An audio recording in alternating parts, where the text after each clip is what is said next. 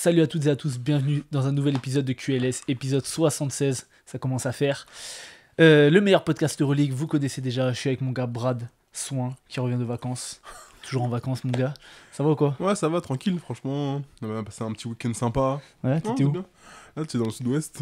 Voilà, pour une fois il répond. Depuis qu'on fait la question de la semaine, ça y est, maintenant il a le droit de répondre aux questions. Avant il faisait le mec mystérieux, tu connais.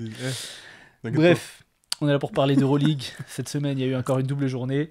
Au sommaire, aujourd'hui, comme d'habitude, la section sur les clubs français. Vous connaissez, il y a eu encore pas mal de trucs à dire, surtout sur deux clubs. J'avoue, il y en a un. Je pense que ça va être assez expédié. Oui. On a l'affiche de la semaine. Donc ça, c'est moi qui vais présenter le match que je voyais comme une affiche de la semaine. Et donc, on va un peu débriefer ce match-là. Ouais. Il y aura le club de la semaine. Ouais. Donc, il sera un peu... le club qui a une dynamique qui nous intéresse, qu'on va analyser, est-ce qu'elle soit positive ou négative. On aura donc la question de la semaine. Merci déjà à tous ceux qui ont joué le jeu la semaine dernière. On a eu franchement pas mal de questions, j'ai pas compté, mais une petite dizaine. Une dizaine facile, ouais. Donc sachant que j'ai même pas fait de story sur Insta pour avoir la question, donc c'est cool. Vous pouvez continuer à poser des questions.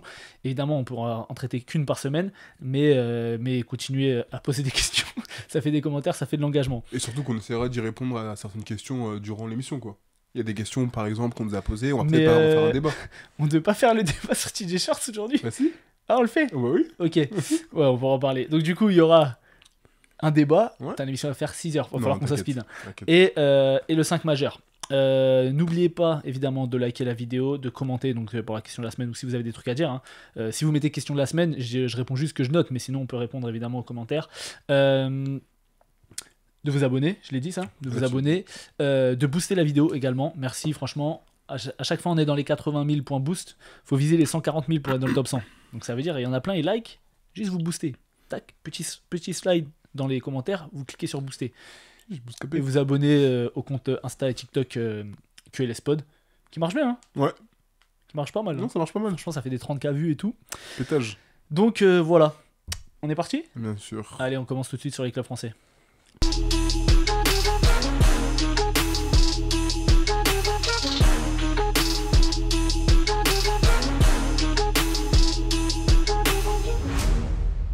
On commence tout de suite avec le Paris Basketball qui a eu une semaine un peu compliquée, qui jouait l'Anadolu Efes à Paris et qui se déplaçait à Milan. Bilan 0 victoire, 2 défaites pour cette équipe de Paris, avec un Adi Rifi un peu plus en difficulté. Comment tu arrives à expliquer que une équipe qui marchait si bien défensivement et qui, avec un Adi Rifi qui était aussi bon, comment t'expliques qu'il soit autant passé au travers sur cette semaine? Cette semaine, je te dirais que beaucoup de pertes de balles. Dans les matchs que j'ai pu regarder, ils perdent énormément de ballons. Et à ce jeu-là, tu ne peux pas gagner tout simplement. Et tu l'as très justement dit dans ta présentation. On a Rifi qui était un peu en difficulté. Le deuxième match, il termine à 24 points, mais c'est un match en trompe-l'œil. C'est un match en trompe-l'œil parce que les points il les met à la fin. Pendant très longtemps, il a 1 sur 10 au tir. Notamment à 3 points où il se déchire beaucoup, à 2 points ça va un peu mieux. Donc quand ton leader aussi est plus en difficulté, c'est aussi difficile de gagner des matchs, tout simplement la réalité. Et aujourd'hui, Adi Rifi est le leader de cette équipe-là.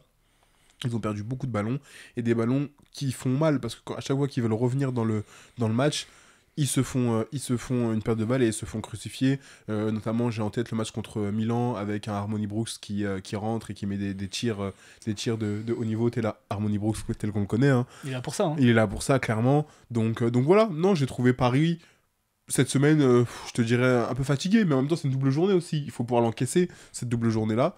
Donc ça... Voilà, c'est un coup d'arrêt pour cette semaine, mais je pense qu'ils vont repartir de l'avant dès la semaine prochaine. Toi qui les as regardés cette semaine, qu'est-ce que tu as pensé de cette double journée? Alors déjà, par rapport aux pertes de balles, ils font 12 pertes de balles face à Milan et ils font 18 pertes de balles face à l'Efes. Moi, j'ai trouvé, donc pour revenir sur Nadir, c'est clair qu'il s'est trouvé à 3 points. Par contre, ce que je trouve, c'est que je ne l'ai pas vu forcer. Tu vois, les tirs qu'il a ratés, c'est des bons tirs. Et on le voit rater des lay-ups, on le voit rater des tirs ouverts à 3 points. Un rebond offensif, ça ressort. D'habitude, deuxième chance, tu sais que c'est dedans. Et on l'a vu rater ces tirs-là. Et bah, il y a peut-être un petit peu de fatigue qui s'installe. Aussi, c'est vrai qu'il était sur des pourcentages assez stratosphériques. Alors, il arrive, comme tu dis, à mettre ses points. Je suis pas tout à fait d'accord quand tu dis que c'est en trompe-l'œil, parce que Paris n'existe pas. Et Paris s'offre une chance d'y croire et reviennent à -8. avec un run de Nadir Rifi qui en deuxième mi-temps est exceptionnel. Sa première mi-temps est catastrophique, mais sa deuxième mi-temps est exceptionnelle. Non, elle est pas exceptionnelle, je suis pas d'accord avec toi. Il met 22 points en deuxième mi-temps. Oui, il fait une meilleure deuxième mi-temps. En vrai, il peut pas faire pire que la première. Et après, il met des points dans le troisième et dans le quatrième, mais il revient à moins 8. Il revient à moins 8, mais il met des points à un moment quand ça compte plus. Donc ça, c'est la réalité du match. Quand tu reviens à moins 8 et que il te reste 7-8 minutes dans le quatrième et après, quart, et après, tu repars à moins 14 ou moins 15, et il continue à mettre des points, et tant mieux, il a raison, oui, il faut les mettre. À mettre des points. Mais le match, il est fini. Le match, il est perdu depuis. Moi, je suis pas d'accord. En Euroleague, on a vu plein de fois des équipes revenir de moins 20, moins 25 et tout. Tout à fait, mais là, je te parle par rapport à la dynamique et du match. C'est-à-dire qu'ils continuent à marquer, mais ça veut dire qu'ils sont toujours à moins 12, moins 14, moins 12, moins 14. Oui, après, la grosse difficulté aussi, c'est que... alors, c'est une équipe qui a laissé quand même pas mal de rebonds offensifs, notamment, je crois, contre Milan. Je vais trouver la stat.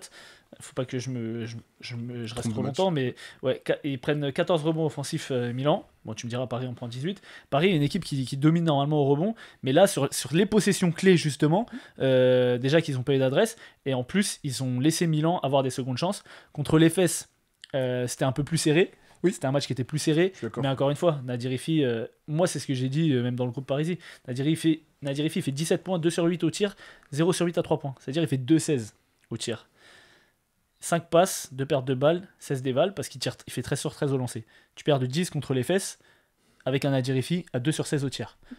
C'est plutôt, je vais pas dire positif, mais encourageant, tu vois. Après, là ils ont signé un mec, là, Holden, tu le connais lui ?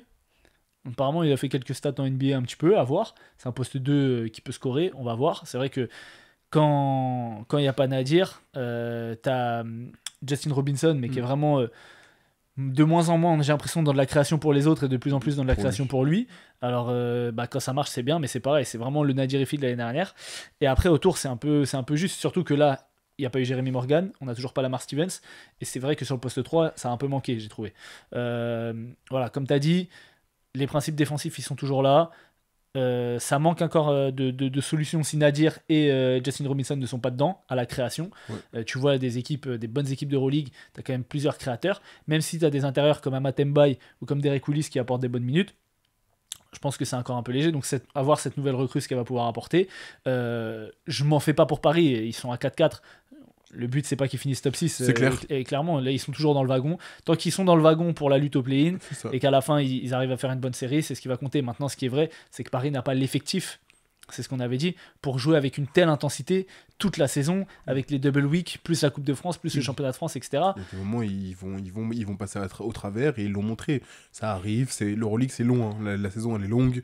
Que ça soit ils jouent sur tous les tableaux, donc tu l'as très justement dit, voilà, ça arrive des contre-performances, malgré tout, ils lâchent pas les matchs, tu vois, ils tentent toujours d'être au bout, d'être là jusqu'à la fin, donc garder cette mentalité, et puis voilà, on passe à la semaine prochaine, et c'est pas grave. On est d'accord. On est bon pour Paris Basket ? On est bon pour Paris Basket. Très bien. On va parler maintenant de Monaco, qui avait une grosse semaine grecque, qui se déplaçait du coup à l'Olympiakos et qui recevait le Pana. Ça a bien mangé. Ça a bien mangé, on a bien mangé, on a mangé des bons grecs. Qu'est-ce que tu as aimé le plus dans cette équipe de Monaco qui gagne du coup 2-0 ? Mike James, point. C'est tout ? Non, mais je veux commencer par Mike James parce qu'il fait une semaine.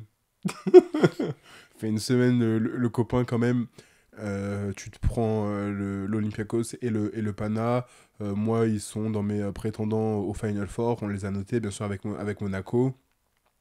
Je trouve qu'on a un Monaco qui est appliqué et qui respecte ses principes de jeu. On a même discuté un moment parce que j'avais dit en début de saison, comment il s'appelle, que Mirotic, il allait prendre la place de Blossom Game et que Blossom Game, il allait s'asseoir.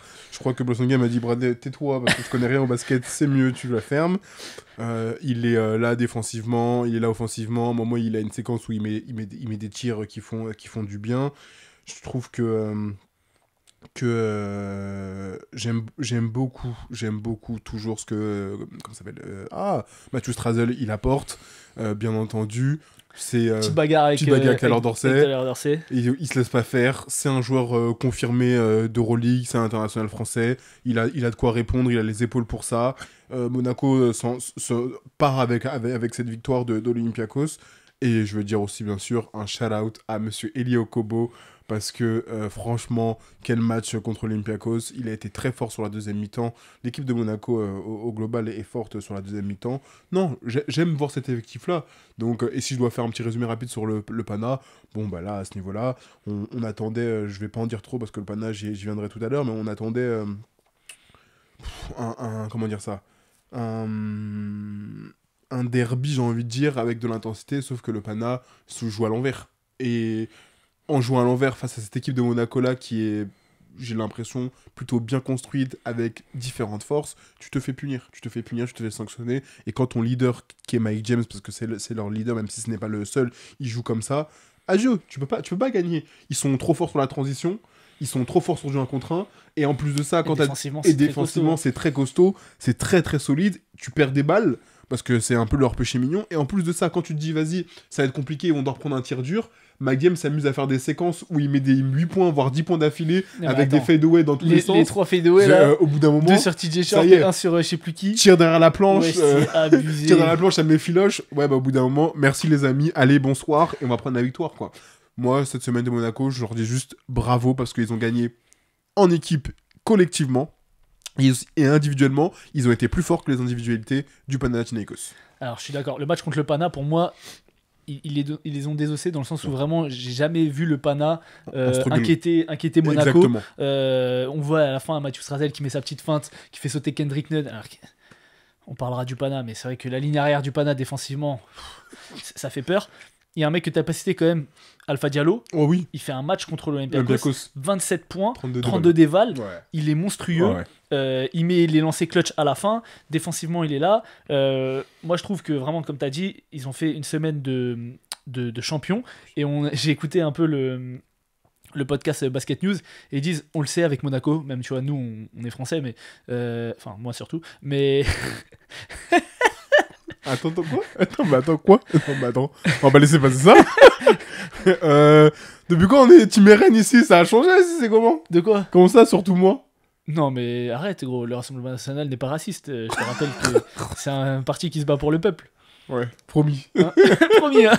C'est pour ça qu'ils votent contre toutes les mesures pour le peuple. Promis. Mais bon, bref, pour revenir sur le...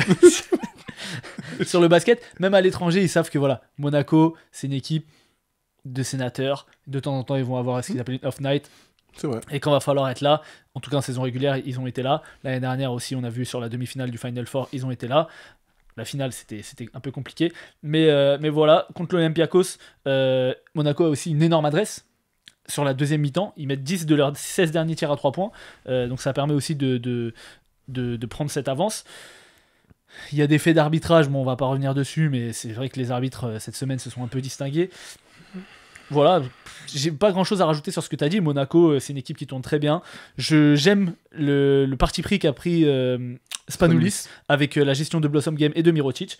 Mirotic, c'est pas qu'il est mauvais depuis la saison, mais t'es pas assez bon pour prendre la place de Blossom Game, qui est le complément parfait et qui l'année dernière a mérité à gagner du crédit. On l'a vu sur les phases finales et sur les playoffs, c'était un joueur exceptionnel, importantissime à Monaco, donc je suis très content que tu ne connaisses pas le basket encore une fois, et je suis très content que Jaren Blossom Game ait son temps de jeu, et après c'est super, t'as Mirotic en sortie de banc, quand tu sors Mac James, il joue avec un peu Strazel, ou tu vois, même si j'allais dire Okobo c'est quand même un force scorer, tu vois, mais t'as pas deux mecs qui vont manier autant la balle, enfin je préfère avoir Mirotic avec Nedovic et un Strazel ou un Okobo qu'avec Mike James, Okobo, tu vois, Alpha Diallo, toutes les armes offensives, etc. Daniel Theis, toujours aussi bon. Et Kevarius Hayes, j'ai aimé, je crois que c'est contre le Pana aussi, j'ai trouvé qu'il a fait un bon match. Voilà, j'ai un peu parlé de tous les joueurs, j'aime bien m'épancher sur tout, mais bon, on regarde les matchs, faut qu'on en parle. Non, c'est clair. Et il faut le dire, quand Monaco fait une bonne semaine, parce que des fois, je l'ai très justement dit, ils viennent en sénateur, elles ont fait une bonne semaine, donc c'est normal qu'on les tu tapes le Pana et l'Olympiakos, et puis dans le contenu, c'était vraiment bien. Appliqué et sérieux. Ouais. On finit sur l'Asvel, très rapidement, t'endors pas. L'Asvel est nul. Allez hop, merci pour les clubs français, point, on passe à autre chose. Voilà, c'est bon. Tu veux dire quoi? Non, tu veux dire quoi sur l'Asvel? Que Nando s'est blessé. Ouais, Nando s'est blessé. Que sans Nando, c'est très compliqué. Bah oui, voilà, j'aimerais quand même... Non, mais attends, j'ai quelques petits trucs à dire, rapidement. Rien à dire. Glyn Watson, voilà, il essaye de faire ce qu'il peut, mais il est trop seul. Melvin Aginsa, il faut qu'il passe un step. chef, il passe pas de step. C'est-à-dire qu'il tire à 3 points et Non, mais après, c'est tout. il fait que tirer, et s'il a pas d'adresse, il faut qu'il propose autre chose. Il est grand, il a un physique NBA, faut qu'il aille chercher du rebond, faut qu'on le voit plus défensivement, faut qu'il essaye de créer un peu. Là, c'est vraiment, on dirait Jabari Parker, d'ailleurs, on pourra en parler après. On dirait Jabari Parker, j'attrape la balle, je tire, quoi. Donc je trouve ça, c'est dommage. Après, voilà, la Svel s'est fait désosser par l'Étoile Rouge qui est très en forme sur ce début de saison. C'est Kaunas l'autre match. Kaunas, ouais. Ouais, Kaunas, Sylvain, il aura fait une musique. La musique. Sylvain, on en reparlera dans une autre rubrique, je pense. La musique. Il y a tellement de choses à dire cette semaine, c'est une dinguerie. Regardez l'Euroleague, hein, vraiment. Mais non, mais la Svel, c'est bon. Et abonnez-vous à Squeak, vous avez moins 0% avec le code Brad ne connaît rien au basket. T'es joueur sur les blagues, hein. Ah mon gars, hein Ah, ma blague sur Sarkozy, c'est très drôle. C'était très drôle. Mais... Jusqu'à on m'en a parlé en dehors du basket. Ah ouais. Ah, je te jure. Putain, je vais me lancer dans un one-man show. Non, s'il te plaît, merci, Okay. fais pas ça. Mais on est bon pour les clubs ouais, français. C'est bon. Je suis content parce qu'on a fait vite, tu vois. Oui, parce que c'est efficace, et la Svel, il n'y a rien à dire. Ouais, c'est vrai, parce qu'il y a encore beaucoup de choses à dire. Ils vont aller en NBA Europe, de toute façon. C'est vrai, hein. Bah ça, j'en avais parlé quand t'étais pas là. C'est ça, j'ai vu. On passe tout de suite sur la fiche de la semaine. Let's go. Et donc la fiche de la semaine, c'était l'Hapoel Tel Aviv qui jouait contre l'Olympiakos. La fiche de la semaine opposait donc l'Hapoel Tel Aviv face à l'Olympiakos. Deux équipes avec du beau jeu offensif. L'Hapoel Tel Aviv qui était dans le top 3 au nombre de points marqués avant ce match-là. L'Olympiakos qui, même si depuis Kevin Fournier et que Tyler Dorsey rejoue, etc., a une académie de jeu un peu moins développée, avec Mousfal aussi qui est blessé, mais qui est quand même une belle attaque avec des beaux principes et un Sacha Vezenkov qui se déplace très bien sans ballon. Moi, ce match, j'étais très hypé, malgré le fait que l'Hapoel Tel Aviv, encore une fois, n'a rien à faire en Euroleague. Ça s'est pas passé comme prévu, en termes de jeu offensif. Comment toi t'as vu, comment tu expliques qu'il y a eu si peu d'adresses sur ce match-là? L'expliquer, c'est dur. Je pense que pour moi, il y a deux choses. Il y a les principes de jeu. On sait que tu l'as très justement dit. L'Olympiakos a une académie de jeu, notamment sur demi-terrain. Être capable, ils font de la relance, mais être capable d'installer leur jeu sur demi-terrain. Parce qu'en temps normal, dans ton équipe, quand t'as Milutinov, quand t'as Moussoal, à l'intérieur, t'as des intérieurs voilà, qui peuvent courir, mais ces intérieurs qui vont prendre de la place en attaque, notamment en jouant sur demi-terrain. Là, aujourd'hui, avec un Tyler Dorsey XXL, parce que le niveau de jeu de Tyler Dorsey en ce moment, son adresse, on en reparlera. Bien entendu, c'est n'importe quoi. Et donc, du coup, ça te fait jouer un tout petit peu différemment.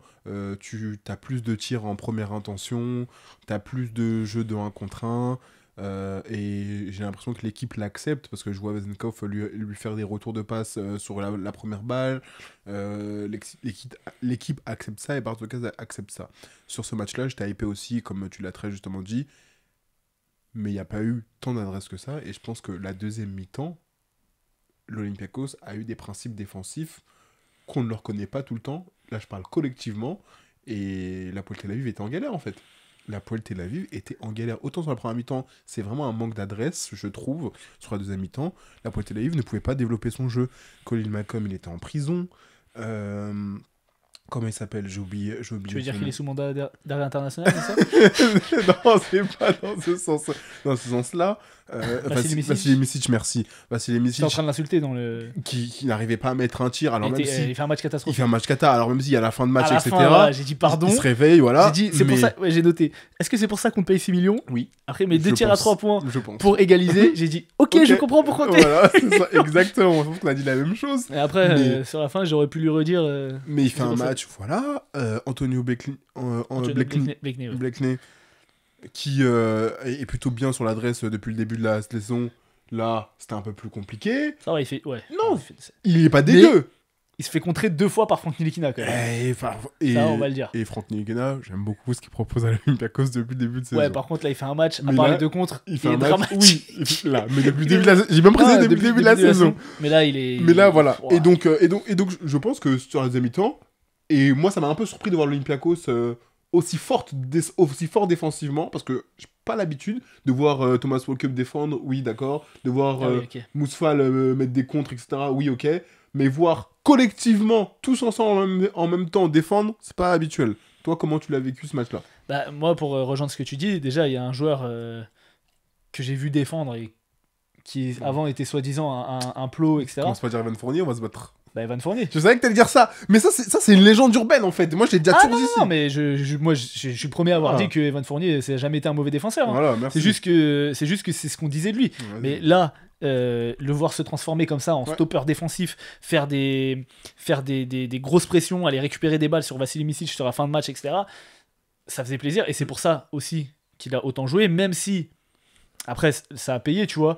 Moi, j'interrogeais quand même le choix de Barzokas parce que, comme tu l'as dit, tu as un Tyler Dorsey qui, depuis le début de saison, est exceptionnel. Evan Fournier, qui, depuis qu'il est revenu de blessure, a du mal à se remettre en rythme pour l'instant. Bah, après, c'est un retour, tu vois. Mais là, tu as Tyler Dorsey, il joue 17 minutes, il met 11 points. Et tu as Evan Fournier, il joue 33 minutes, 3 points à 1 sur 11 au tir, tu vois. Alors, autre chose, c'est que Evan Fournier a plus 13 de plus-minus et Tyler Dorsey a plus 8. Bon, il joue 17 minutes. Peut-être qu'il aurait fait plus. Mais voilà, c'est sur le moment, avant qu'Evan Fournier fasse ses stops défensifs, tu te dis, surtout que comme tu l'as dit, les deux équipes étaient en manque d'adresse. L'Olympiakos, il tire à 7 sur 31 à 3 points sur ce match-là. L'Hapoel Tel Aviv, il tire à 7 sur 29, donc 22 et 24%. C'était pas un feu d'artifice dans tous les sens. Mais voilà, ce que j'ai aimé aussi côté Olympiakos, c'est Tyson Ward. Tyson Ward, il fait un début de saison. Vas-y, continue. Bah, j'avais dit que j'étais inquiet, je l'ai noté, hein, que j'étais inquiet du rôle qu'il allait avoir parce qu'il n'y a Papa Nicolas ou il y avait McKissick, etc. Qu'est-ce que je t'ai dit? Clairement, c'est le backup. Et encore, il y a des matchs où il a commencé sur le poste 3 et il est exceptionnel. On connaît le Il est basket. exceptionnel.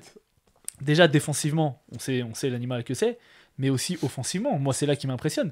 Dans la création, sur la création. transition. Et je l'ai mis co-MVP de ce match parce que quand l'Olympiakos fait un run pour passer à plus 5, et sur un match où c'est aussi dur de marquer des paniers, 5 points d'avance, c'est un petit peu d'avance, et c'est Tyson Ward qui insuffle ça. Du rebond, de la course, comme tu dis, il va chercher des petits lay-ups, il est à la création pour les autres, etc. Et Tyson Ward est exceptionnel. Là où Sacha Vezenkov et Evan Fournier se sont un peu cachés, je trouve. Ils ont eu des tirs ouverts sur la fin de match qu'ils ont refusé. Alors, Evan Fournier, il a un tir ouvert à la fin où il fait une bonne passe à Milutinov en bas, ça marque un panier. Mais Vezenkov surtout. Et Vezenkov aussi, il a contre-attaque, il fait une passe, oui, je sais pas pourquoi faire. Qui perd la balle. Enfin, il me fait ta main gauche. J'étais un peu étonné de voir ça, mais voilà. Tyson Ward, très bien. Nicolas Milutinov, encore une saison exceptionnelle, encore un match exceptionnel. Moi, je vais en reparler plus tard. 10 points, 13 rebonds, 25 dévals, plus 8 de plus-minus. Voilà, c'est un joueur, 4 rebonds offensifs encore. Je vais en reparler plus tard. Ouais, on va en reparler plus tard, mais voilà. Côté Hapoel, je veux quand même parler un petit peu de la saison de Colin Malcolm aussi. Pareil, c'est un joueur à Paris qui était un bon joueur, mais là tu le vois responsabilisé. En fait, tu comprends, voilà. quand tu vois ce que les anciens joueurs de Paris sont capables de faire dans d'autres clubs avec d'autres responsabilités, parce que tout tournait autour de TJ Short, tu comprends pourquoi Paris a fait une si bonne saison l'année dernière. Exactement, et je suis d'accord avec le mot que tu as très justement utilisé, parce que je pense que c'est exactement celui-ci, responsabilisé. Colin Malcolm, pour moi, a toujours été quand on l'a vu à Paris, a toujours été un très bon joueur, capable de t'apporter ce qu'il faut offensivement, mais peut-être avait un petit peu moins de responsabilité parce que tu joues à côté de TJ Short, parce que tu as un Adjerifi qui prend de la place, et c'est quelqu'un qui semble être assez intelligent pour se dire « Ok, on a un collectif, donc chacun va respecter son rôle et se responsabiliser là-dedans. » Là, quand tu arrives à l'Hapoel, tu as un rôle qui est un peu différent, tu peux prendre plus de responsabilités, prendre plus le jeu à ton compte, et des fois je le vois prendre des tirs en première intention, se stopper à 3 points, etc. Parce que les responsabilités sont différentes et qu'on peut attendre ça de lui. Et je suis d'accord avec toi, quand tu vois que tous les joueurs en partie de Paris brillent depuis qu'ils sont partis de Paris. Tous les joueurs qui sont pas sous Ergin Ataman. Exactement, dès que t'es pas sous Ergin Ataman, je vais le détruire tout à l'heure. Mais donc du coup, tu vois bien que pourquoi Paris a fait ce qu'ils ont fait. Je suis d'accord. Mais tu vois, Colin Malcolm, oui, il est responsabilisé, mais tu vois, autant Tyson Ward, c'était marrant de les voir face à face, mais autant Tyson Ward, des fois sur le terrain, t'as Thomas Walkup à côté, t'as Milutinov, donc t'as pas beaucoup d'espace aussi, il faut que tu sois capable de créer. Autant à l'Hapoel, t'as tellement d'armes sur le terrain. Des fois, t'as Chris Jones et Vassili Micic qui mènent la balle. À l'intérieur, t'as Jonathan Motley ou Dan Oturu. En fait, t'as tellement de menaces que moi, je vois Colin Malcolm, bien sûr, prendre des responsabilités, mais être ouvert beaucoup plus qu'à Paris, où certes, TJ Short était indéfendable, mais t'avais moins la menace de son tir à 3 points, et les intérieurs n'étaient pas tant des menaces, c'était vraiment faire à cheval. Donc, Colin Malcolm avait moins d'espace, on le voyait surtout attaquer des close-out, etc. Là, il est tellement ouvert, il a même pas besoin d'attaquer des close-out. Il envoie et il met dedans. Il a 52% à 3 points depuis le début de saison, 10 sur 19 et 14 sur 20 à 2 points. Donc il est à 8 points de moyenne, 11,4 d'éval. Franchement, il est exceptionnel depuis le début de saison. Bravo, monsieur. Un peu déçu de son choix d'aller jouer à Tel Aviv, mais bon, ça c'est autre chose. Mais on met quand même du crédit sur la performance sportive. Voilà, après, la Poel a été en galère. On peut parler un peu de la fin de match ? On peut parler de la fin de match. Je trouve que les arbitres prennent des décisions discutables. Alors pour y aller, on en parlait tout à l'heure, t'as Vasilij Micic qui fait un match plutôt cata un petit peu, on va pas se mentir. Mais t'as l'Olympiakos qui est à 6 points d'avance, il doit être à 58-52. Et t'as Vasilij Micic qui envoie déjà un premier tir à 2 minutes de la fin pour revenir à -3. Tir de grand garçon, parce que quand tu vois le match qu'il fait, il porte ses cojones comme on peut dire. Puis il va remettre un autre tir, un tir de grand garçon de MVP. Voilà, d'ancien MVP. Alors que Evan et Sacha envoient des balles en touche, j'ai noté. Vraiment. Alors qu'ils envoient des balles en touche, va comprendre pourquoi cette chose-là. Et ça revient à égalité. Et après, moi, il y a quelque chose qui me frustre beaucoup, c'est que les arbitres ne laissent pas les joueurs décider, et c'est eux qui décident du match. Et ça, on déteste. On l'a déjà dit plusieurs fois. Je sais pas ce que tu penses de la faute offensive qui est sur Thomas Walkup, enfin que Thomas Walkup provoque. Bah tu sais ce que j'en pense. Moi je pense tu sais ce que j'en pense. Pour moi c'est du bullshit. Voilà. On est d'accord. Pour moi c'est de la merde, il y a rien du tout. L'autre il s'est jeté, tu récupères la balle, ça me prend la tête parce que pour moi il y a pas faute et du coup tu rends la balle à l'Olympiakos. Pareil, c'est sur Vezenkov. La dernière possession. Il faut une prise à 2. Il n'y a rien du tout. Tu siffles. Je trouve que c'est dur de siffler faute là-dessus. Ouais, c'est très Après, très dur. je t'avoue, je sais pas, j'ai essayé de regarder, mais on n'a pas vu les angles de caméra. On n'a pas les angles de caméra, on a vu un seul angle. On a vu un seul angle. Ils sont restés sur ça, sur la faute, pour que ça décide le match. En fait, il y a eu un enchaînement parce que tu as commencé déjà la première. T'as parlé de l'offensive de Micic sur Walkup, mais avant ça, tu as Micic qui fait une interception. Oui. Il y a faute de Peters alors que la balle n'a personne dans la possession. Faute simple. Ouais. C'est archi antisportive. Ouais. Il lui met peut-être pas le coude dans la tête, mais au-dessus de l'épaule. Franchement, il y a antisportif tous les jours. La Poel est à -2, donc ça veut dire qu'ils auraient eu 2 lancers pour Vasilij Micic. On sait pas s'ils les auraient mis, mais derrière, ils auraient eu la possession. Avec... Tu siffles faute simple, ok, remise en jeu. Derrière, tu siffles une faute offensive. Ou Thomas Walkup, franchement, il y aurait eu un coup de vent, il serait tombé vu comment il s'est laissé tomber. Voilà, alors crédit à Thomas Walkup, mais pas de crédit aux arbitres, quoi. Ouais, vraiment. Moi, c'est rare que je dise ça, mais j'ai eu la sensation quand même, là, ils se font un peu voler la Poel Tel Aviv sur cette fin de match. Les décisions, là, sont trop litigieuses. Il y a 3 décisions qui font pas dans leur sens. Exactement. Pas d'antisportive, c'est trop. Offensive bizarre et faute. Alors, encore une fois, on n'a pas bien vu les replays, mais c'est trop. Quand tu viens de faire 2 calls comme ça, en général, tu vas pas donner 2 lancers alors que le mec, il est trappé dans la ligne de fond et que il a pas de solution. Il est mort et tout. Et Thomas Walkup, à ton âge, tu floppes, là. Ah bah ça. Full rage. Donc Itoudi c'était bien content contre les arbitres. Il a dit bravo. En même temps, je peux le comprendre. Mais voilà. On est bon pour la fiche de la semaine. Ouais. J'espère que vous avez kiffé. Dites-nous en commentaire s'il y a des trucs qu'on n'a pas dit. Par exemple que Don Taol a été très bon. Dites-nous, est-ce que Ozan ne connaît pas le basket? Parce que je lui avais dit que Tyson Ward, il allait faire s'asseoir Papa Nicolau. Et Papa Nicolau, il est bien assis. Il est blessé, je crois. Ouais, ça doit être ça, ouais. Ok, très bien. On passe tout de suite sur l'équipe de la semaine. Allez, go. C'est parti pour l'équipe de la semaine. L'équipe de la semaine. Aujourd'hui, nous allons parler du FC Metz qui a signé un très grand joueur, Jad Arbid. Jad Arbid. Dis Julien Lanov. Julien, il regarde l'Euroleague maintenant. Depuis qu'il y a un Sénégalais qui joue à Valence. Toi, vraiment, on va commencer à attraper ta veste. Le racisme, il est trop présent en toi. Vraiment. Pourquoi il regarde? Parce qu'il y a un Sénégalais qui joue. Gros, il m'envoie tout le temps des messages. Regarde Branco Badio. Il a fait l'afro-basket, etc. C'est vrai, c'est un Sénégalais, j'espère. J'espère pour toi. Moi, je sais pas. Parce que Julien est Sénégalais. Moi, je sais pas. J'espère pour toi, c'est un Sénégalais. Donc, tu vas vérifier tout de suite. Je vais parler de l'équipe de la semaine. Il est Sénégalais. Yes. Je sais pas quand c'est. Donc, du coup, non, mais blague, il joue à Valence, non? Oui. C'est le petit scoreur de Valence, là. Ouais, Julien, on t'aime bien, mais. Valence, hein. Non, j'avoue, Valence. Gros. Non, j'avoue. C'est sérieux, cette année. Offensivement, c'est bien, ça fait plaisir à voir. C'était pas comme à l'époque où il y avait Chris Jones, là, et Nathan Sestina. Il est toujours là, je sais. C'est vrai que je t'en dessus. Non, blague à part, l'équipe de la semaine Partizan. Moi, je vais parler du Partizan cette semaine. J'ai hésité avec le Fener, mais Samet m'a menacé. On peut juste dire un truc sur la performance du Fener face au Real. Un mot juste. Cataclysmique. Honteux. Nul. 0. Oh là là, c'est cata. Mais le Fener, on va vous attraper, vous inquiétez Ouais, pas. t'inquiète. T'inquiète. Chaque chose Chaque en chose son en son temps. Toi, Là- t'avais la haine contre le Partizan. Ouais, donc non, là c'est bon. Ça faisait trop longtemps que tu Ouais. gardais cette rancœur en Ouais, toi. là, ça y est. Alors, le Partizan cette semaine, franchement, ils ont fait une belle semaine. Ouais, dans Une le belle contenu, semaine. ouais. Une belle semaine de merde, parce qu'ils sont à 0-2, pour commencer. Le Partizan est sur une super dynamique. Franchement, bravo à eux, parce qu'ils sont sur 4 défaites en 5 rencontres. C'est magnifique. Bravo, monsieur Željko Obradović. On vous applaudit pas pour ça, bien entendu. Continuons. Continuons. Continuons. Oui, continuons. Ils sont à 3 sur 5. C'est-à-dire que depuis le début de la saison, tu gagnes contre qui? Contre les Fesses. Ok. Contre Milan. Ok. Et contre Baskonia. Personne ne regarde Baskonia. Désolé, Chelsea. Parce que là, ils ont fait 2-0, mec. Hein. Ils ont fait 10 ans cette semaine. Désolé, Chelsea. Il a mis 20 points. On en parlera et- dans une autre rubrique de Chelsea. mais personne ne regarde Baskonia. Voilà.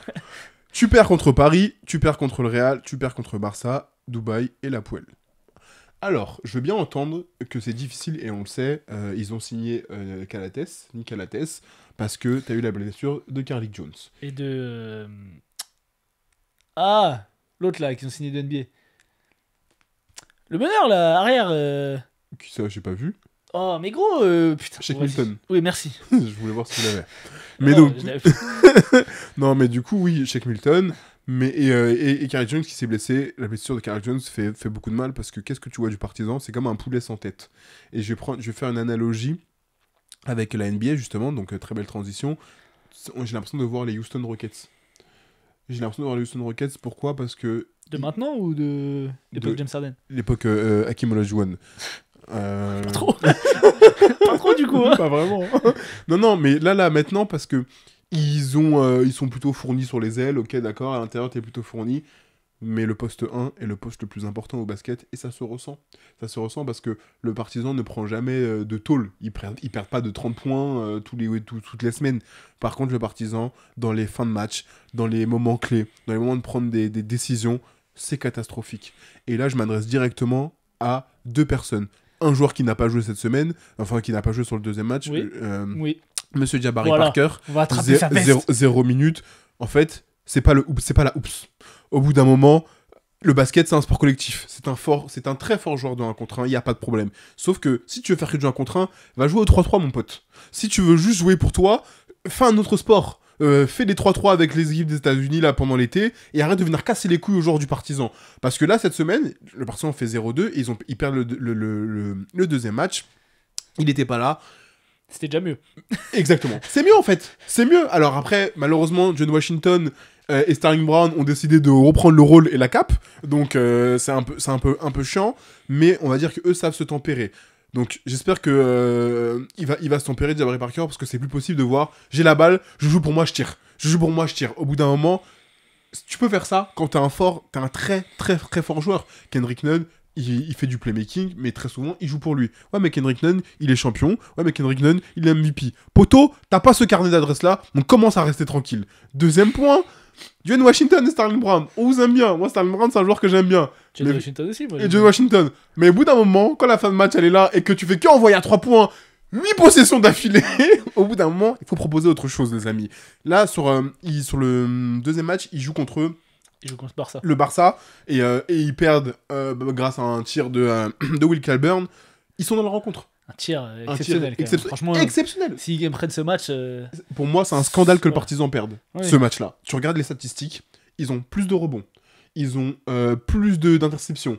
C'est dramatique que le Partizan perde ce match-là. Mais pourquoi si tu regardes aussi la courbe, tu regardes les statistiques, tu regardes la courbe du match, le Partizan n'a été mené que sur le premier quart-temps. Sinon, tout le reste du match, ils sont devant. Ils sont devant. À quel moment le Barça repasse devant? Sur le tir de qui? Sur le tir de Will Clyburn. Ça veut dire que il y a des ingrédients que tu n'as pas mis. Et les ingrédients, quand tu regardes le match, qu'est-ce que c'est? C'est qu'à un moment, tu as 4 possessions d'affilée. Sur les 4 possessions d'affilée, tu as 3 tirs à 3 points de John Washington et tu as 1 tir à 3 points de Sterling Brown. Les statistiques de Sterling Brown sur le match face au Barça, 1 sur 8 à 3 points. Bravo, monsieur. Bravo. Alors, on vous aime beaucoup, hein, mais au bout d'un moment, il faut proposer autre chose. Quand tu te fais détruire par Tanguy Schengelia, parce que c'est le mot, hein, il a fait 42 dévals, il a littéralement détruit tout le monde. C'est comme s'il y avait personne. Isaac Bonga, il est C'est comme passé, si etc. c'était l'équipe de France en face. Exactement. Charlotte à l'équipe de France. Pas merci pour ça. Perdre face à la Géorgie, vraiment pas merci pour ça. Mais donc, au bout d'un moment, ça doit être frustrant pour le partisan, ça doit être frustrant pour les joueurs. Oui, ne pas avoir de meneur, c'est compliqué. Et je vais mettre un dernier tir à quelqu'un. Monsieur Željko Obradović, Oui, je peux le mettre. vous avez le droit de vous adapter. C'est pas interdit en fait. Hein.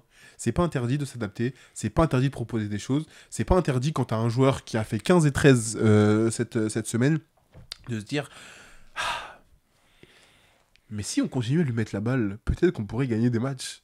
Parce que Tyreek Jones, cette semaine, il fait 15 points, il fait 13 rebonds si je dis pas de bêtises.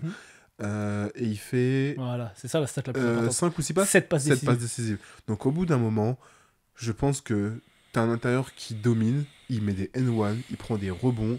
Plein de fois, quand tes potes, là, John Washington, ils envoient des caca partout, ils récupèrent des rebonds, ils te donnent des secondes possessions, et donc ça fait du bien. Aucune adaptation.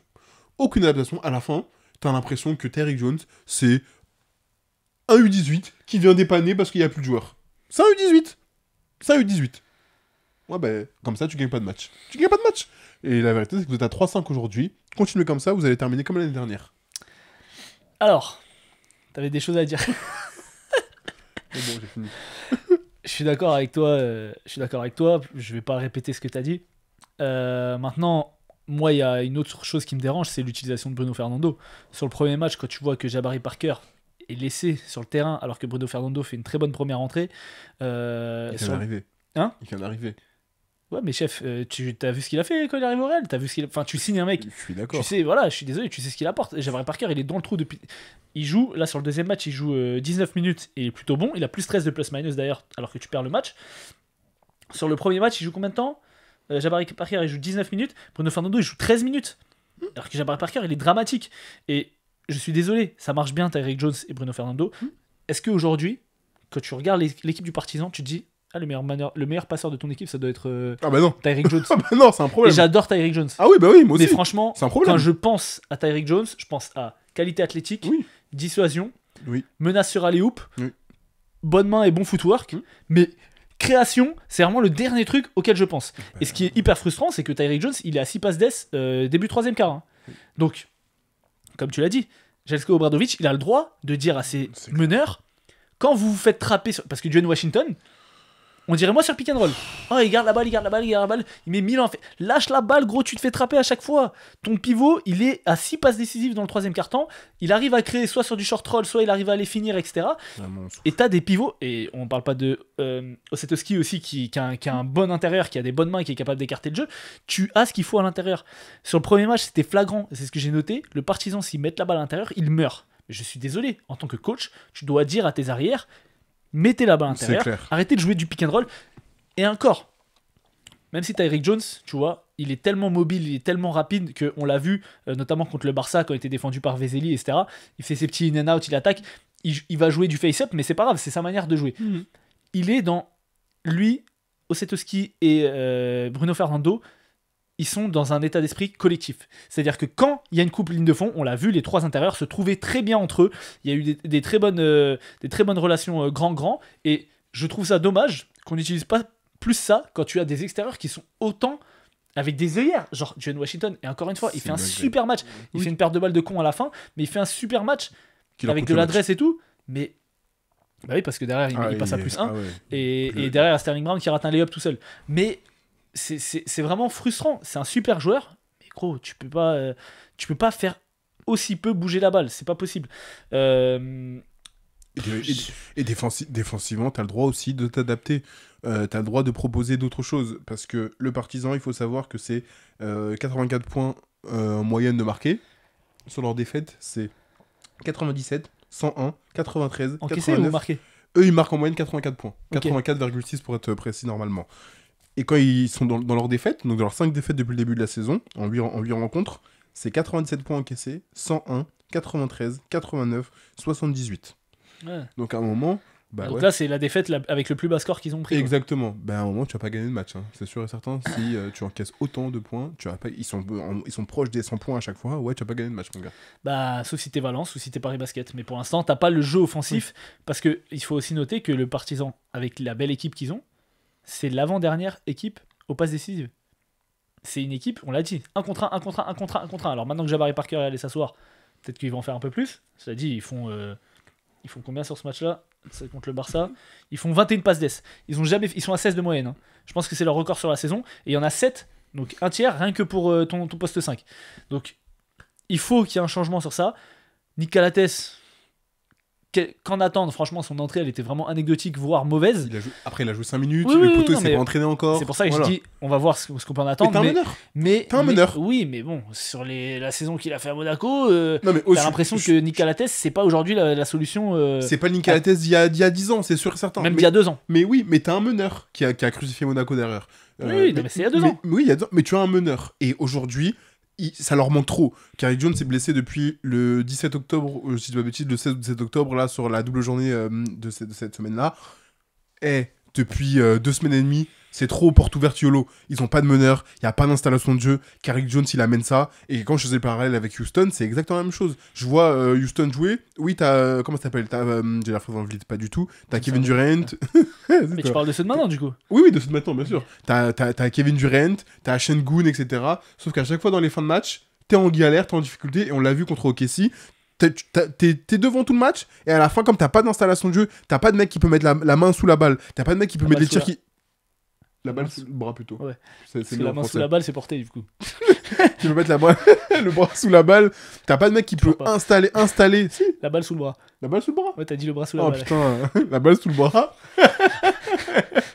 tu peux pas avoir de mec qui fait ça et du coup ça te coûte des matchs. Ben là, contre le Barça, c'est exactement la même chose. T'es devant tout le temps. Et comme t'as pas un mec qui dit « Ok les gars, on va faire ce play là. Ok, toi mets-toi là-bas. Et là, on va continuer à jouer de cette façon-là. » Ça te coûte le match. Alors oui, Clyburn met un tir d'exception. Je reconnais. Mais de prime abord... Mais tu dois pas perdre la balle avant. Et Sterling Brown, tu dois mettre le panier. Et tu dois même pas être dans une situation où le match est serré, vu le match que fait le Barça. Exactement, on est d'accord. Autre chose à dire sur le Partisan? Non, c'est bon. T'as vidé ton sac? J'ai vidé mon sac. Grosse semaine de Mika Mourinen. Franchement... Non mais vu ce que Jabari Parker propose, tu peux lui donner 3 minutes au gamin. Après j'avoue je regarde pas ce qu'il fait en ABA League, mais voilà, je trouve que c'est un peu con de l'avoir signé. Hein. Moi je l'ai vu quand même en vrai parce que j'étais à l'Euro, voilà, je tiens à le dire. C'est un bon joueur, tu vois. Donc voilà. On passe à la question de la semaine? Question de la semaine. C'est parti pour la question de la semaine. La question de la semaine nous a été posée par un collègue. Stone, coach sportif. Je sais pas si c'est Stone ou ST1, si c'est l'organisateur du tournoi ST1. Ah oui. Je pense pas. Que j'ai fait. Que t'as fait une fois. La surprise. Et t'avais été bon et apparemment. Julien m'avait envoyé un message en disant. Je crois qu'il avait fait une story. Et il avait dit je jure que Bradley est plus fort que Ozan. Bah oui. Oui. 6 ans après, on n'a toujours pas pu démontrer cette affirmation. Rendez-vous le 15 novembre. C'est le 15 novembre. On se joue bientôt là. Ah ouais, dans 2 semaines. Oh là là. Ça va péter. Et sache que nous, ça va être notre premier match. Attends, vous n'êtes pas fait gifler par PB15 en amical là? On m'a dit. Ah, cette semaine? Ouais. Ouais. Enfin, gifler. Ouais, si, apparemment, vous avez pris 30. Quoi? C'est ce qu'on m'a dit. Bah, allez, toi, vas-y. Vous avez pris combien? Mais je sais pas, on a perdu de. 7? 5? Ah, ok, bah, je me suis trompé. De 30, t'abuses pas. Ah non, vous avez mis 30 à PBA, pardon. Ah, oui. Non, ok, donc bref, la question de la semaine, c'était quel est votre top 3 intérieur d'Euroleague, offensif et défensif? Kouassi. Merci. Audren. Et Jérôme. Et Jade. Non, Jade, non. Okay. Jade, c'est un poste 4. Bah, c'est un intérieur, non? Ouais, j'ai dit intérieur, hein. La question c'est intérieur. J'espère que t'as pas mis que des postes 5. Hein. Ah, j'ai que des postes 5. Poteau, tu vois, tu veux faire une émission de basket. Mais t'as pas dit. Mais attends. T'as lu la question? Oui. C'est quoi la question? Top 3 intérieur d'Euroleague. Intérieur. Intérieur. Poste 5. Donc un 4, c'est pas un intérieur. Moi, j'ai pas pensé au poste 4. Ok, mec. Poste 4. Ok, mec. C'est pas grave. Écoute, tu feras ton top poste 5. Ah, moi, j'ai fait un top intérieur. Voilà, comme ça, on aura un débat sur ça. Demande à Stone Cold, Steve Austin. Quoi? Stone Cold. Stone Cold sportive. Oui, mais Stone Cold, c'est la blague. J'ai pas le ref. Ah, bref. Ouais. Le catch, non, tout ça? Les gars, vous allez avoir le reste dans les commentaires. Mais qui regarde le catch, gros? À l'ancienne, Stone Cold, Steve Austin avec les bières comme ça, là. Je regarde des Pokémon, moi. Ok, bon, salut. Du coup, ton top 3 offensif. Petrousev. Ouais, on est d'accord. Top 1. Pour moi, là, on donne dans l'ordre. J'avoue que j'ai pas mis d'ordre. Ah, ok. J'ai fait un top 3. Petrousev. Mais je peux faire un ordre. Moi, je dis Petrousev, top 1. À l'Olympiakos, il était barré. Il est parti à l'étoile avec. Comment il s'appelle? Quelle étoile? La verte? L'étoile. Waouh. L'étoile verte. C'est à ce que je pense? Non, ça c'est l'étoile jaune. Et ça c'est vraiment pas ce que t'as envie Non, de penser. non, à l'étoile verte, c'est. Je sais pas, tu dis juste l'étoile. L'étoile C'est- rouge. L'étoile rouge, voilà, dis. Oui. Non, c'est quoi l'étoile verte? Comment ça. Il y a un film là. Mais non, la ligne C'est verte. la ligne verte, ça n'a Ah. rien à voir. Ah ouais, là, l'émission part en cacahuète Vraiment. totale. Allez, on revient. Du coup, il est parti à l'étoile rouge avec Bolomboy. Ouais. Ils ont fait une paire d'intérieur exceptionnelle. Pour moi, Petrousev, il n'y a pas de débat. Il est dans ce top matin, midi et soir en dormant.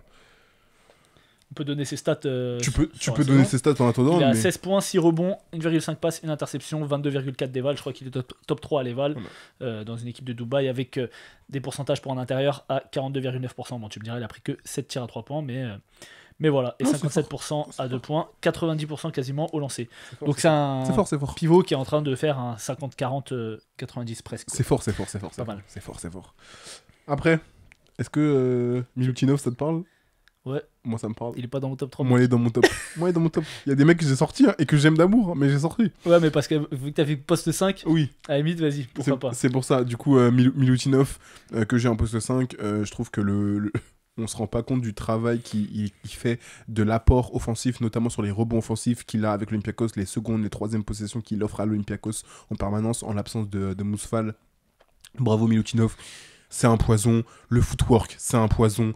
Il a une technique, franchement, qui est de très haut niveau.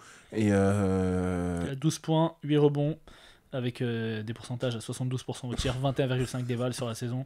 bravo, Et comme monsieur. tu l'as dit, au rebond offensif, Bravo, il monsieur. prend 3,6 rebonds offensifs par match, c'est le meilleur rebondeur offensif de l'Euroleague. Bravo, monsieur. Et pourtant, c'est pas un mec qui décolle énormément. Ok. Bravo, monsieur. Et en troisième, c'est là où le débat s'installe. Je vais donner plein de gens et je vais donner un mec après. Du coup, est-ce que par hasard... Ça change juste que Milutinov, pour finir sur Milutinov, est 3ème à l'offensive rating. De toute l'Euroleague. C'est fort.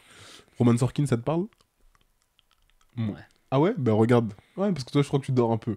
Roman Sorkin, la saison qu'il est en train de pondre. Waouh! Bravo, monsieur. Toi, le Maccabi, de toute façon, je sais que t'aimes pas. Toi, Gros, toi t'es un haters. moi, j'aime pas. Et en plus, gros, tu joues à côté de Lonnie Walker. Mais chef, qu'est-ce que tu me racontes? Roman Sorkin, il est trop fort. Même à l'Euro, il était trop fort. Il est fort. Et je dis pas qu'il est pas fort, gros. Même à l'Euro, il était trop Mais je fort. dis pas qu'il est pas fort. Chef, qu'est-ce que tu me fais? Il a 7% à 3 points sur la saison quand même. À 3 points, on s'en fiche. C'est pas son rôle. Tire pas alors, gros. T'es Mais un 1 il- sur 14. C'est pas son rôle. En 8 matchs, Bref, il prend 2 tirs par match. Hein. Roman Sorkin, ça te parle. Ok. Daniel Tays, ça te parle? Ouais. Parce que Daniel Tays, moi, ça me Non, parle. Daniel Tays, ça me parle, mais pas Roman Sorkin. Gros. Moi, Tu peux Roman pas Sorkin. mettre les deux dans la même phrase. Les deux dans la même phrase. Toi, t'es fou. Le mec, il a 11 points ou 12 points. Bien sûr, je le mets dans la même phrase. Calme-toi. Donc, du coup, Daniel Gros, Tays, Vas-y, finis ton truc. j'ai Terry Jones. Parce que du coup, on en a Ouais. parlé. Ouais. J'aime ce qu'il apporte. Et j'en ai un dernier. Monsieur Fautman, Jonathan Motley. Pas faux. Que tu n'as pas dans ta liste. J'ai pas dans ma liste parce que il faut faire des choix. Et, Il faut faire des choix. Et c'est un backup. Et même si offensivement, on sait de quoi il est capable, il est très fort. Pour l'instant, c'est pas un intérieur qui a plus de 10 points de moyenne. Voilà, il a fait un très gros match. Je sais plus c'était contre qui la semaine dernière où il finit le match.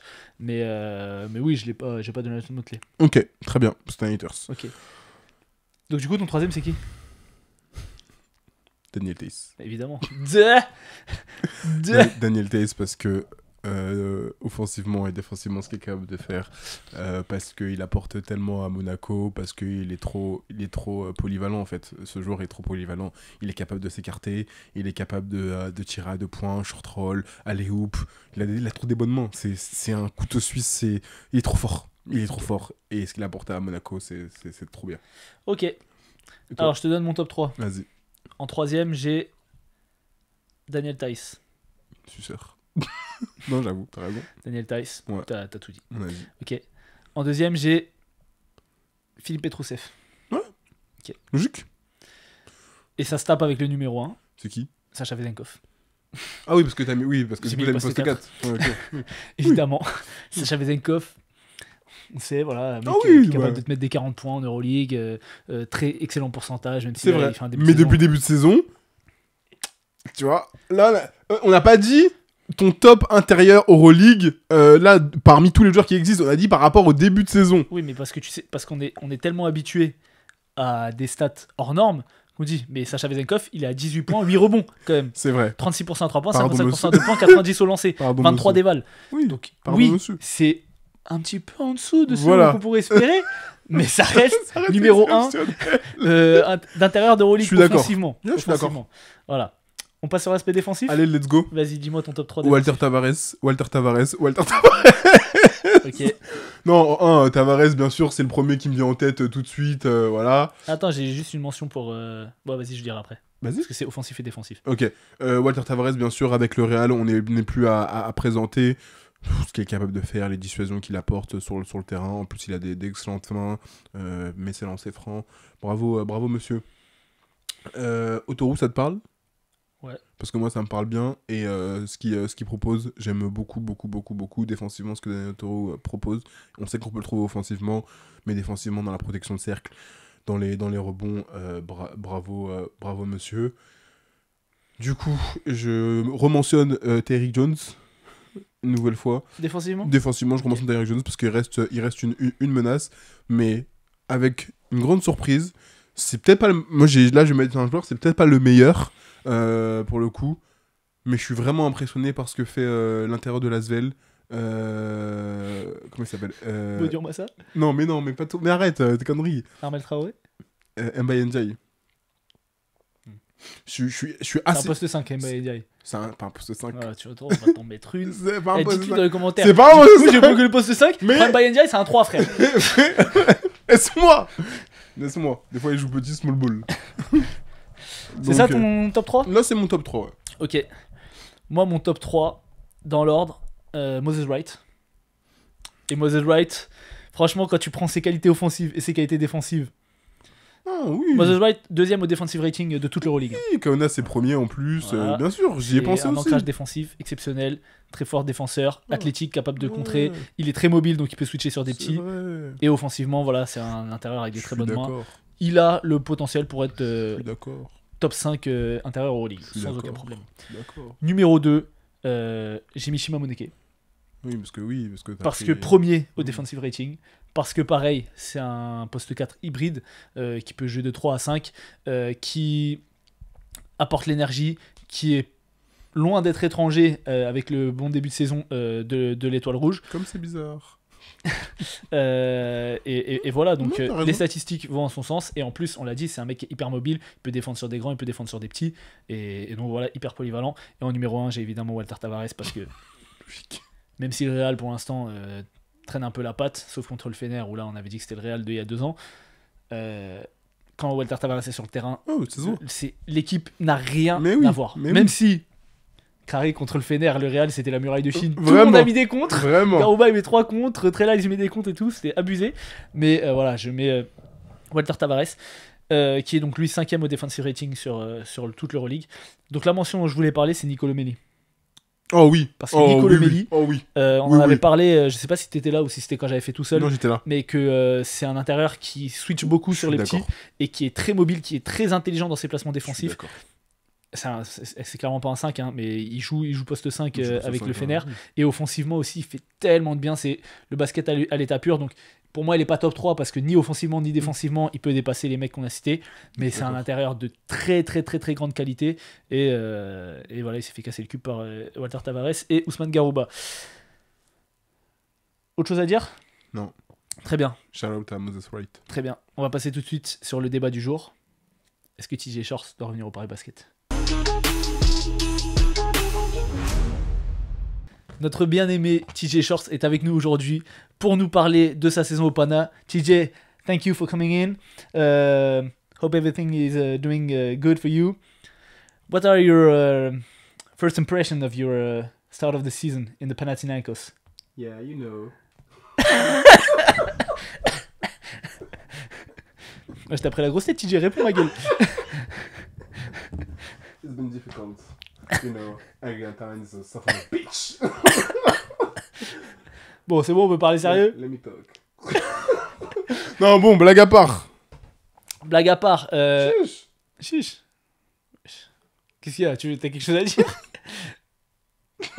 Bref, Non, si blague vous à- écoutez en podcast, bonne chance, faut mettre la vidéo pour avoir Vraiment. les refs. Non, Ouais, donc TJ Shorts, plus sérieusement, connaît un début de saison très difficile avec le Panathinaikos. Oui. On reconnaît pas le joueur, on reconnaît pas le potentiel MVP qui a fait une saison exceptionnelle l'année dernière avec le Paris Basketball. Comment t'expliques ça? Alors, plusieurs choses déjà. Ah, t'as pris des notes sur ça?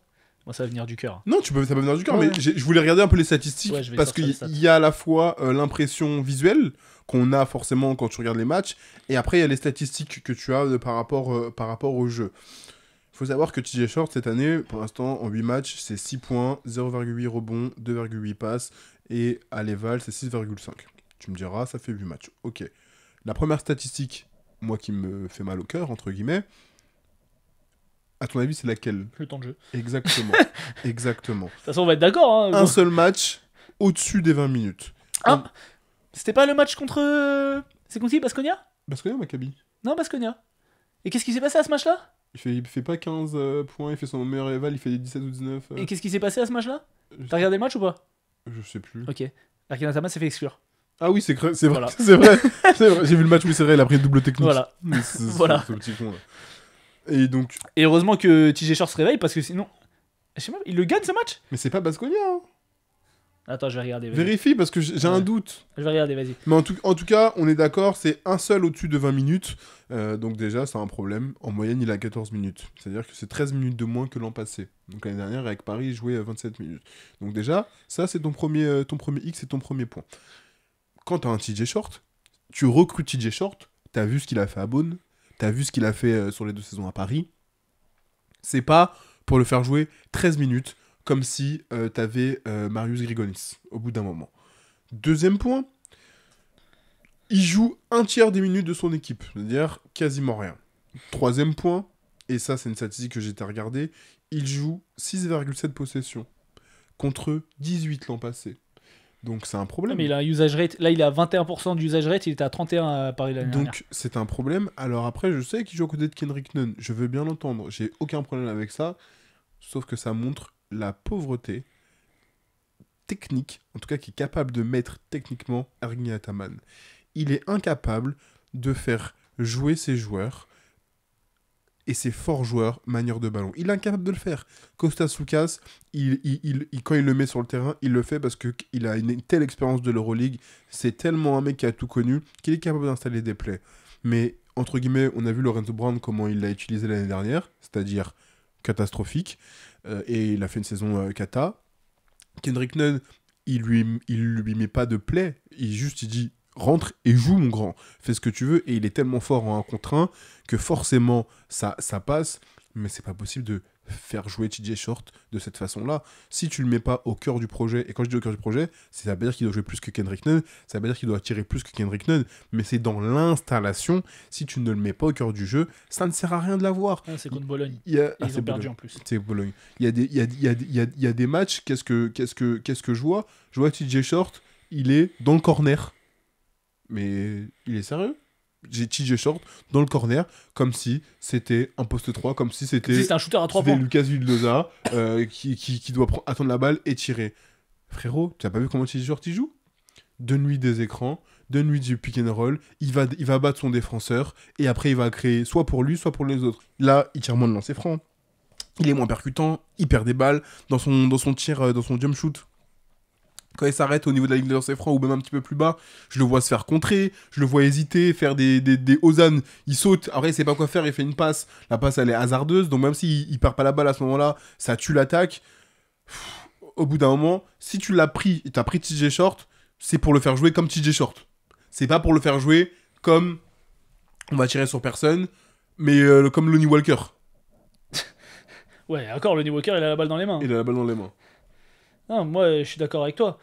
Aujourd'hui, TJ Shorts, c'est le 9e temps de jeu de l'équipe. Il joue à peine plus que Nikolaos Rokavopoulos et que Samodurov. Il joue moins que Mitoglou. Il joue moins que Yurtseven. Yurtseven qui est quand même la pute de Ataman. Je rappelle que quand il l'a pris en équipe nationale de Turquie, il l'a fait jouer des 2 minutes, voire pas du tout. Là, pareil, il n'y a plus de pivot, alors il le fait jouer, alors que c'est quand même un très bon joueur, Yurtseven. Moi, il y a un truc que je comprends pas, comme tu as dit. Tu signes TJ Shorts. Certes, quand Kendrick Nunn il est arrivé, il a mis du temps à s'acclimater, ça, mais au moins il a eu la balle en main, il a eu les plays. Tu recrutes Juancho, t'en as fait un soutier. Juancho, c'était un joueur talentueux, etc., capable de shooter. T'en as fait un mec qui charbonne, va au rebond, défend. Ok, soit, il a su s'adapter. Mais est-ce que t'attends ça de TJ Shorts? Sachant que Juancho, il fait 2 mètres. Hein. Donc, Non, mais c'est ça. Dans le rôle, c'est plus Dans, facile. dans le rôle, c'est plus facile. C'est un Ouais. mec qui peut se battre au rebond, etc. C'est clair. Si t'attends de TJ Shorts qui joue comme Kalazakis, défendre fort, non mais et mettre des tirs à 3 points, Ouais, ça sert à rien. ça sert à rien. T'as Libérez-le. signé, pour moi, enfin de toute façon pour tout le monde, TJ Shorts, et c'est ce que j'avais dit au début de saison quand on avait fait la preview, ça me semblait clair que pour que ça marche, il fallait que TJ soit l'instigateur de cette attaque, le créateur. Kendrick Nunn, c'est un joueur qui est très fort sur catch and shoot. Comment tu vas faire? Et ils l'ont dit, ouais, si TJ joue comme à l'entraînement, je vais avoir des tirs ouverts et tout si on arrive à jouer comme à l'entraînement. Ah, mais à l'entraînement, peut-être qu'il reste sur le terrain, peut-être qu'il dit pas. Je suis sûr que, comment ça s'appelle, Ergin Ataman, il dit à des U18 du Pana, ouais, TJ, vas-y, sors un peu, viens t'entraîner à leur place. Frère, comment tu peux le faire jouer 14 minutes par match? C'est une dinguerie. Et on le voit qu'il est pas à l'aise dans son jeu. On le voit qu'il hésite, on le voit qu'il ose pas. Là, il commence un petit peu à créer et tout, mais je suis désolé. Ça ne servait à rien de le signer si c'était pour lui Oh, donner c'est ça. clair. Ça ne sert à Allez, rien. vas-y, fuck Ergin Ataman, c'est ça qu'il faut dire au bout d'un Non, mais moment. on le dit, Voilà. de toute façon, on l'a toujours dit. Oui, mais ça y est, là, au bout Désolé d'un moment. pour les fans de Du l'équipe Pana, turque, ou de la fan du Pana ou les fans de l'EFS à l'époque. Ergin Ataman, je suis désolé, c'est sa manière comment dire, de coacher, de casser les joueurs pour voir s'ils vont tenir le coup. Et ok, peut-être que TJ Short va surmonter cette épreuve et va réussir. Mais je suis désolé, tu ne lui facilites pas la tâche. Il y a d'autres manières de faire. Et encore une fois, il n'y a pas un joueur, à part Kendrick Nunn quand il est arrivé, mais c'était une toute nouvelle équipe du Pana. Ils avaient changé toute l'équipe. Donc il n'y avait pas de hiérarchie déjà en place. Il n'y avait pas un MVP déjà en place. C'était pas une équipe qui était championne. Ils faisaient même pas les playoffs. Ils étaient derniers d'Euroleague. Là, tu ramènes un joueur du calibre de TJ Short. Et tu veux en faire un Juancho Hernan Gomez, tu veux en faire un Kalazakis, un Rokavopoulos. Il a un MVP dans son équipe. Il a 2 MVP Il dans a son 2 équipe. MVP, mais Je suis désolé. c'est ça, il a 2 MVP dans son équipe, il les fait pas jouer correctement. Ergin Ataman, comme on dit, c'est comme avec les meufs. Si t'as pas les épaules pour, hop là, si t'as pas les épaules pour, faut laisser les autres. Voilà, c'est tout. Là, au bout d'un moment, si t'as pas les épaules pour TJ Short, laisse les autres. Soit tu libères le garçon, soit tu changes de taf et on met un autre coach. Mais au bout d'un moment, c'est plus possible. Tu vois, c'est comme Ettore Messina à Milan. Ça, il faut libérer la place. Balle perdue, Petite mais... balle perdue, mais mérité. mérité. Donc voilà, écoute, on avait dit la semaine dernière qu'on avait une question sur TJ Short. Non, je pense pas que TJ Short se fasse trader pour revenir à la question de la semaine dernière. Oui. Mais par contre, il faut virer le coach Ergin Ataman. Ce serait bien. Ça Ça n'a pas fait serait bien. volume. Hein. Non? Ok. Mais ça serait bien qu'on le vire quand même. On passe sur le 5 de la semaine pour finir. Let's go. C'est parti pour le 5 de la semaine. Le 5 majeur cette semaine, et bah moi mon 5, il est pas forcément académique. Enfin, c'est pas les joueurs tu vois qu'on voyait tout le temps l'année dernière, Kendrick Nunn, Sacha Vezenkov, etc. Ok. Donc je peux donner mon 5 Bien et puis sûr, tu peux donner tu ton diras cinq. après. Voilà. J'ai Sylvain Francisco, premier d'Euroleague. Ok. Sur la semaine, il fait 19 points, 8,5 passes, 28,5 déval. Ok. Il fait 23-10, je crois, c'était contre... c'est pas contre Lasvel. Lasvel, il fait pareil, il fait genre 18-9, mais en 18 minutes seulement. Contre Bologne. Ouais, enfin bref, il fait Contre 23. Bologne. Ok. Il régale, franchement. Ouais. Je rappelle que des gens disaient Sylvain n'est pas un meneur-passeur. Regardez l'Euroleague, on vous l'a déjà dit. Poste 2, j'ai TLC qui fait une semaine à 2-0. Pour Baskonia, c'est un truc de ouf. 22, et il fait un début de saison exceptionnel. Et sur la semaine, il a 22,5 points, 5,5 rebonds, 55% à 3 points, Bravo à lui. 21,5 déval. Il met les gros tirs à la fin pour gagner les matchs. Franchement, s'il fait une saison comme ça, c'est la saison qu'on l'attendait. On l'a vu à Lasvel, il montrait des prémices. Il est parti à Baskonia dans une équipe qui est à peu près le même niveau. Mais là, franchement, ça lui réussit bien. Et bravo à Chelsea. Shout out. Poste 3, j'ai Isaiah Mike du Bayern qui a gagné aussi les 2 matchs, je crois, cette semaine. 2-0. 23 points, 5 rebonds, 27 déval sur la semaine. Et qui met aussi des gros tirs, notamment sur le premier match, je crois qu'il met 29 points. Bravo. Pareil, très beau joueur que le Partizan a laissé partir et qui montre l'étendue de son talent dans une équipe du Bayern qui a récupéré Spencer Dinwiddie et qui peut jouer un peu les troubles faits sur la course au play-in. Parce qu'avec respect sur Gordon Herbert quand même. Poste 4, Shima Moneke, évidemment. Logique. Match exceptionnel, 2-0 aussi. 20 points, 7,7 rebonds, 27,5 déval. Je crois qu'il fait un match à plus de 30 déval. Bravo. On en a parlé un peu déjà avant. Et en plus, il a de l'adresse à 3 points. Et il est intenable sur du jeu de transition. Donc, très bien. J'aime ce que tu proposes. On finit avec un petit Tornike Shengelia qui est seulement à 17,5 points et 5 rebonds, mais 2 victoires. 28,5 déval avec un match quand même à 42 contre le Partizan. On en a parlé.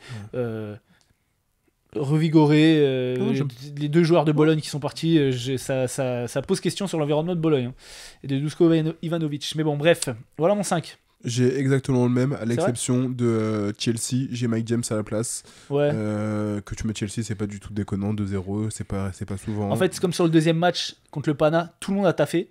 Oui. À Monaco. Oui. Mike James a été excellent, Ouais. mais il a pas été au-dessus, je trouve, du reste. Ouais, je vois ce Là que où tu veux dire. Chelsea a été vraiment Ouais. le meilleur joueur de son équipe. Non, je vois ce que tu veux dire complètement. Et mais- si je le mets pas là, je le mets jamais Chelsea. Tu le mets jamais de la Mike saison. James, Non, c'est clair. j'aurais d'autres occasions. C'est tout à fait d'accord, mais sinon j'ai tous les mêmes. On va pas paraphraser par rapport à ce que tu as déjà dit. Ils ont tous fait une semaine incroyable. Et Isaiah Mike, bravo pour la semaine, parce que franchement, je m'y attendais pas. Sois pas bête, j'ai pas regardé les 2 matchs, Moi non mais j'en ai regardé un. Et Maintenant, les matchs qui m'intéressent pas, si je veux un peu savoir, je regarde juste le dernier quart. Ouais, voilà. Voilà. Mais après, où sont le long résumé et après, salut. Non, le résumé, c'est naze. Parce Yeah. que il y a pas les trucs, les actions ratées et tout, c'est gaze. C'est vrai. Mais des fois, là, quand il y a des double week comme ça fait du bien. Ok, bah écoute, on Pas a mal. fait le tour. Ouais, on a fait le tour. Franchement, je te serre la main, on a fait une belle émission. Bravo, J'espère que monsieur. les micros, on a replacé les micros, j'espère que ça ira mieux. Voilà, on a dit. et- Adamso Mike pour les miens. Hé Ouais, tu vois. J'ai peur que tu sois trop près, malheureusement. Mais on Non, verra. je vais me mettre- Voilà, on a parlé de plein de sujets, on a débattu, mais franchement, on n'est pas allé dans des profondeurs, dans des trucs inintéressants. Donc je trouve que, dites-nous en commentaire, mais moi personnellement, c'est notre Je meilleure sais. émission. Et en plus, on a TJ Short en guest. Donc voilà. Thank you, TJ. Yeah. One, Thank you. yeah, you want to say one last word? Yeah. Ouah, ouah. Je dis ça à visage découvert, mon gars. Subscribe, like and follow. You can comment down low. N'oubliez pas de poser la question de la semaine. N'oubliez pas de booster la vidéo. Merci à toutes et à tous d'avoir regardé le podcast jusqu'au bout. Et on vous dit à la semaine prochaine. Bye, thanks.